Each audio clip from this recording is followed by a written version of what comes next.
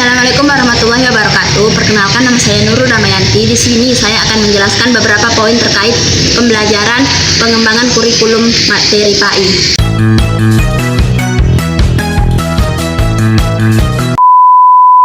Pertama, kita akan menjelaskan dan menghitung pekan efektif pada kalender pendidikan. Kemudian kita akan menjelaskan cara membuat program tahunan dan kita akan menjelaskan cara menganalisis alokasi waktu. Kemudian kita akan menjelaskan cara membuat program semester dan yang terakhir kita akan membuat KKM. Baik teman-teman, yang pertama kita akan menghitung apa itu pekan efektif. Sebelum kita hitung pekan efektif, kita pastikan dulu di bulan tersebut ada berapa pekan. Kita pakainya di bulan Februari ya teman-teman. Yang akan kita hitung itu di bulan Februari. Teman-teman bisa lihat sendiri di situ kan, bahwasanya Februari itu ada beberapa pekan. Kita hitung dari tanggal 1 sampai tanggal 7 itu satu pekan. Kemudian dari tanggal 8 sampai tanggal 14 itu satu pekan. Kemudian tanggal 15 sampai ke tanggal 21 itu satu pekan, dan tanggal 22 sampai 28 itu satu pekan. Di tanggal 1 ini tidak ikut ya teman-teman, karena hanya satu. Dia disebut pekan ketika dia memiliki tanggal 4 atau lebih ke bawah, maka dia disebut satu pekan. Karena ini cuma satu, jadi dia nggak ikut termasuk pekan. Jadi dia nanti ikut ke bulan Maret. Ini contoh ya teman-teman, itu kan udah masuk 4 tanggal, berarti sudah termasuk ke dalam pekan atau ke dalam minggu. Kalau yang 3 gini atau 3 nggak sampai 4 itu berarti tidak termasuk ke pekan atau ke minggu, tidak dihitung ya teman-teman. Jadi di bulan Februari ini ada 4 pekan ya teman-teman, 4 pekan.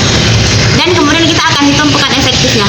Teman-teman bisa lihat di situ yang di tanggal 1 sampai tanggal 7 dan tanggal 8 sampai tanggal 14. Di situ ada warna birunya. Kita lihat dulu pengertiannya. Apa itu warna biru itu di bulan ini? Di sini ada teman-teman lihat. Ternyata di tanggal itu ada UKK SMK. Karena kita pakai sekolah SMA Negeri 1 Simpang Kiri, jadi UKK SMA ini nggak berlaku, berarti masih termasuk pekan efektif. Kemudian di tanggal tanggal 22 sampai 28 ada warna hijau ya teman-teman. Kita lihat dulu pengertiannya apa. Ternyata pengertiannya adalah pembelajaran bulan Ramadan atau persiapan SNBT. Jadi karena dia masih pembelajaran, berarti dia masuk ke pekan efektif. Dan teman-teman bisa lihat di situ ada yang tanggal 15 sampai tanggal 21. Dia di situ ada garis miring ke kanan. Kita lihat ini pengertiannya. Libur khusus awal dan akhir Ramadan. Jadi karena liburnya ini 4 hari, sedangkan masuknya cuma 1 hari di tanggal 16, maka ini tidak termasuk ke pekan efektif, berarti ini pekan tidak efektif. Teman-teman bisa lihat sendiri kan di situ kan. Jadi di bulan Februari ini ada 4 pekan, dan yang efektif ada 3 dan tidak efektif ada 1. Baik teman-teman, di sini ada tabel untuk contoh di bulan Februari ya teman-teman.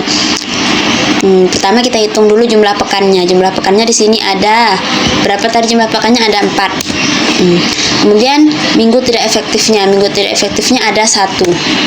Kemudian keterangannya. Keterangan dari minggu tidak efektif ini. Tadi keterangannya bahwasannya libur awal dan akhir Ramadan.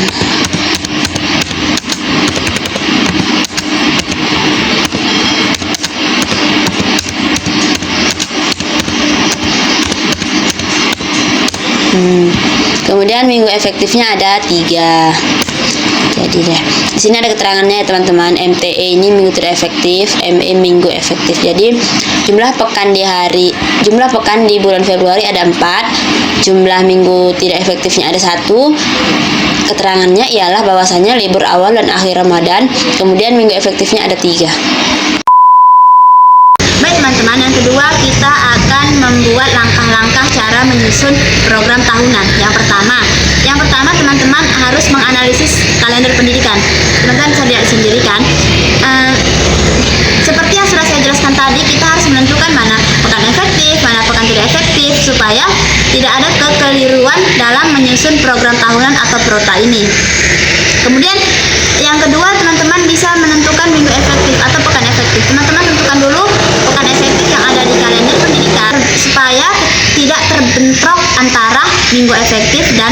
tidak efektif. Yang kemudian identifikasi kompetensi dasar atau KD. Tentukan kompetensi dasar yang akan diajarkan dalam 1 tahun ajaran. Yang keempat, teman-teman harus mengalokasikan waktu. Tentukan alokasi waktu yang dibutuhkan di setiap KD dengan mempertimbangkan tingkat kesulitan, ruang lingkup materi, dan pentingnya materi tersebut. Kemudian yang nomor 5, teman-teman harus membuat format program tahunan tersebut. Ya, kayak umpamanya contohnya buat tabel yang berisikan identitas kelas, mata pelajaran, tahun pelajaran, standar kompetensi, alokasi waktu, dan keterangannya. Setelah semua itu tersusun, teman-teman sudah boleh melakukan verifikasi dan persetujuan atau penandatanganan oleh kepala sekolah supaya meresmikan bahwasannya program tahunan tersebut sudah bisa dipakai untuk pembelajaran 1 tahun ke depan. Baik, yang ketiga, kita akan membuat cara menganalisis alokasi waktu. Yang pertama, teman-teman bisa menentukan identifikasi kompetensi dasar atau KD. Tentukan KD yang akan diajarkan dalam 1 semester. Kemudian yang kedua, teman-teman bisa menghitung minggu atau pekan efektif. Seperti yang terjelaskan di awal tadi, bahwasanya kita memakai kalender pendidikan di SMA Negeri 1 Simpang Kiri ya teman-teman. Tentukan jumlah minggu efektif per 1 semester ya. Kemudian yang ketiga, alokasikan waktu per kompetensi. Yang pertama umpamanya, tentukan jadwal jam pelajaran yang akan dialokasi waktukan untuk setiap KD dengan mempertimbangkan tingkat kesulitan dan keluasan materi. Yang keempat, susun jadwal. Susun jadwal kayak mana? Masukkan alokasi waktu untuk setiap kompetensi dasar ke jadwal pelajaran. Kemudian yang terakhir, evaluasi. Evaluasi ini kayak mana? Periksa kembali hasil analisis alokasi waktu tersebut yang akan dijadikan untuk kebutuhan siswa atau capaian pembelajaran. Baik, selanjutnya di sini kita akan menyusun prosem atau program semester. Yang pertama, teman-teman bisa menentukan analisis kalender pendidikan seperti yang sudah kita hitung tadi ya teman-teman. Kita menghitung kalender pendidikan ini supaya bisa menentukan kapan hari libur, permulaan tahun ajaran baru, pekan efektif dan pekan tidak efektif atau pekan-pekan atau hari-hari libur lainnya pada hari Ahad. Kemudian teman-teman bisa menandai hari libur seperti hari akhir tahun, libur keagamaan atau libur Ramadan, libur hari besar nasional, dan libur khusus. Kemudian yang kedua, teman-teman bisa tentukan standar kompetensi atau SK dan kompetensi dasar atau KD. SK adalah kemampuan yang dicapai peserta didik, sedangkan KD adalah penjabaran lebih rinci dari SK. SK dan KD ini biasanya sudah tersedia ya di setiap kurikulum yang muncul.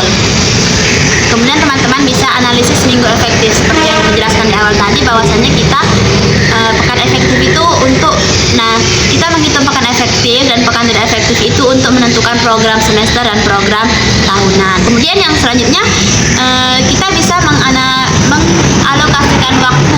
alokasikan waktu untuk setiap SK dan KD berdasarkan pekan efektif yang telah dihitung. Kemudian selanjutnya susun program tahunan.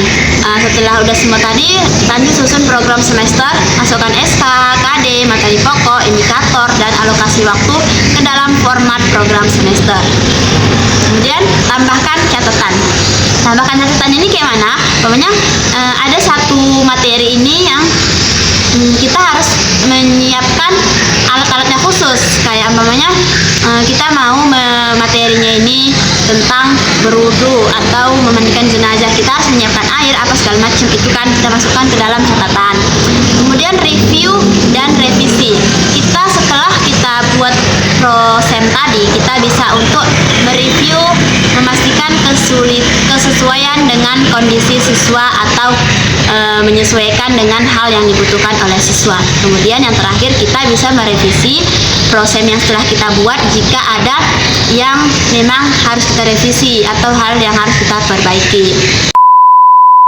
Baik teman-teman, selanjutnya di sini kita akan menentukan KKM. Apa itu KKM? KKM adalah kriteria ketuntasan minimal, batas batas minimal nilai yang harus dicapai siswa dalam suatu mata pelajaran agar dianggap tuntas. Cara menentukannya ialah ada beberapa langkah. Yang pertama, kita harus menghitung jumlah kompetensi dasar di setiap mata pelajaran pada setiap kelas. Kemudian yang kedua, tentukan nilai untuk 3 aspek utama.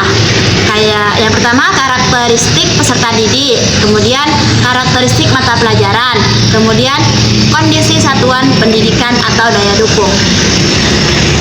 Kemudian yang ketiga ialah tentukan nilai setiap aspek dengan skala tertentu, misalnya tinggi, sedang, dan rendah.